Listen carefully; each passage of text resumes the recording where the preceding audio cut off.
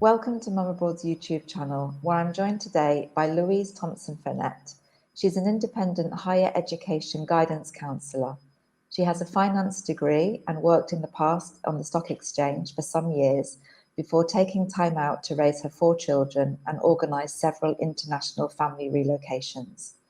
She later became a university advisor, and in 2018 she founded Expat Student to help both French and expat families with their children's applications to universities overseas. Hi, Louise. Hi, Jane. Pleased to meet you. Louise, you have 4 grown-up children, 3 of whom went to university in the UK, and your youngest son is currently at engineering school in France. So you have plenty of first-hand experience of international university applications. What was your experience of the application process as a mother? Honestly, pure panic. My first son, I helped him with his application process when we lived in Houston, Texas, as an expat. He was in an international school, a great school with good university counsellors, but he wanted to do medicine back in the UK, and the counsellor clearly said that she'd never managed to help anyone to get into a UK university to do medicine. So he was really upset, obviously. I decided to become super mum and basically spent hundreds of hours researching the different universities, the different entry requirements, basically building an application strategy. He applied to 4 different universities, got interviews with all 4, and was accepted to all 4. 7 years on, he's now a doctor. So, Louise, helping your own children and helping other families are 2 quite different things, I would say. So what was it that made you decide to start Expat Student? I realised how interesting and useful this experience of helping my own son had been. I continued to help other families while we were in America, reading personal statements, talking about universities. Obviously, I couldn't work in America. I was on a spouse visa. But when we came back to France, I continued with training with the British Council, with the UCAS training system, and then back in France, created Expat Student with a friend who's since left, unfortunately, to do something completely different. And helping other families is actually a lot easier than helping your own kids. So originally, Expat Student was about helping high school and sixth form students apply to prestigious UK universities. You've since extended the range and you support students applying to universities all over Europe and in Canada. So how did that growth come about, Louise? As a British national, it seemed quite natural for me to start Expat Student by helping other British families who wanted to send their kids back to the UK for higher education.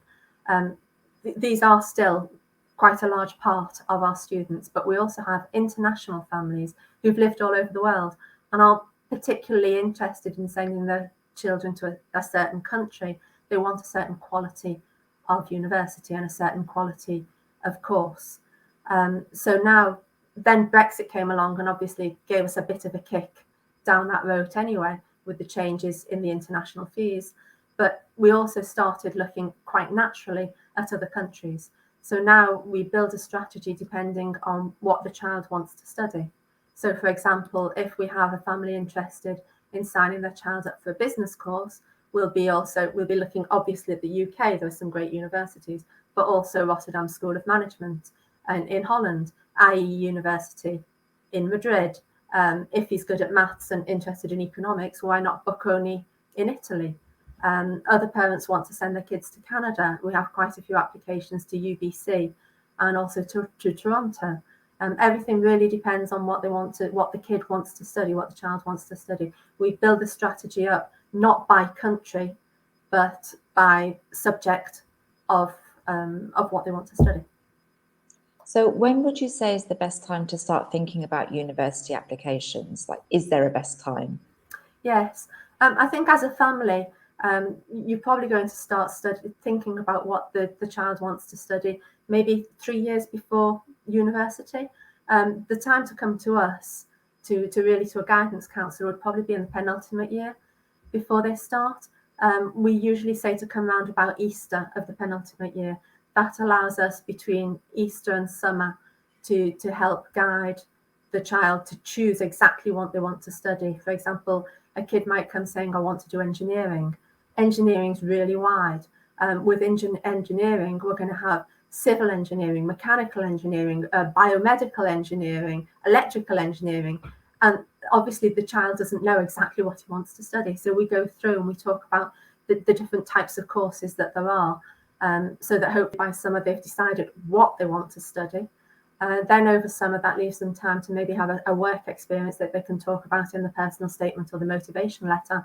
And then when they get into their last year of school, we will start on the motivation letter, the personal statement as it's called for the UK universities. And we try and get in applications. We try and get them in November, December. The deadline for the UK, for Holland and for Canada is January. Well, for the east coast of Canada is January. But if we get the applications in November, it shows lots of qualities. It shows that the kid's motivated, that he's organised, that he can take hold of his future and sort something out. So that's really the time that we try and get the applications in. I know from my own experience that medicine applications in the UK are earlier, aren't they, than the other courses? So it's worth talking to an advisor like yourself if you're unsure about those application deadlines. Completely. And also, to come back to medicine, it's not just applying. There are exams to be taken, and the child needs to sit either the UCAT or the BMAT. They need to train for these exams, so we help them work out how to train and to take the exams at the right time. So yes, if you want to apply for medicine or veterinary medicine, you really need to contact a little bit earlier. So how different is the application process within the different education systems and then within different countries? I'd say that it doesn't matter where the student comes from. You know, we deal with students that are taking A-levels, taking the IB, taking the French baccalaureate, taking the American high school diploma with APs or with SATs. That really doesn't matter. What changes is where the child's applying to. For example, if you're applying to the UK, we'll apply through UCAS. It's one personal statement for 5 different universities. If you're applying to Holland, every school has a different application process. And even within the school, every course might have a different application process. Some are going to have tests, some will have interviews, some will have motivation letters and essays. That's the complicated bit. It's the difference between the application process for each university. I think you obviously know your subject really well, and there's just a huge amount of information out there, isn't there? Because when I think back to when I applied to go to university, it was so simple and straightforward, and now it just doesn't seem to be like that. But I think also that when you and I applied, we chose where we wanted to go. I come from the north of England. I didn't want to go down south, so I chose northern universities. Whereas now, especially the students with whom we work, they are international students. The world is their oyster. They can apply anywhere, and they do apply anywhere, and good on them. You know, they're not scared to go elsewhere. What would you say are the main challenges facing families looking at overseas universities? Well, honestly, Jane, I think you've hit the nail on the head. The main challenge is so much choice.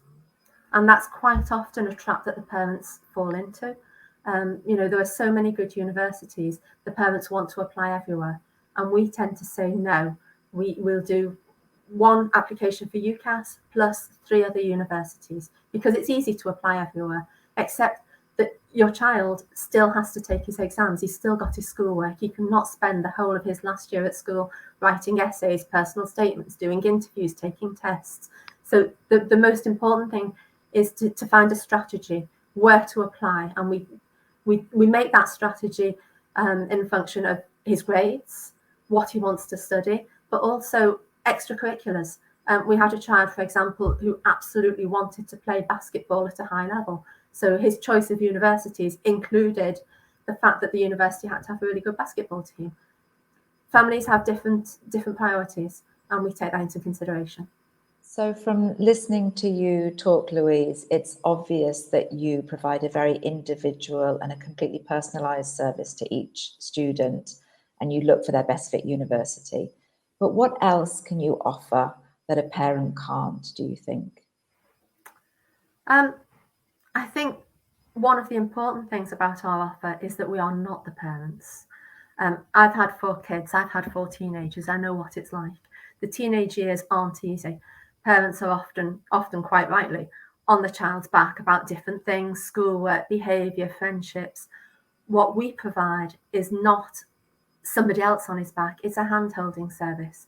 We take your child, we take the emotional side out of it. I'm not his mum. We take the emotional side out and we help choose the university, choose the course, and create the application without the emotional side. It's a lot easier. Louise, you're obviously passionate about what you do. What's the best part of your work, would you say? Honestly, this job brings me a lot of joy. I really enjoy seeing the kids that we get in the penultimate year and then just holding the hand, carrying on through and seeing them go to university. There are a couple of high points. We work really hard to get the applications done, to write the letters, etc. And then when that first offer comes in, the first offer, the kids are just over the moon because there's always that doubt. They always wonder, are they going to get the offers? So when the first offer comes in, it's great. For UK universities, these offers are obviously conditional. So then on results day, when they get the results and they realise that, yes, they are going to that university, their first choice, their favourite university.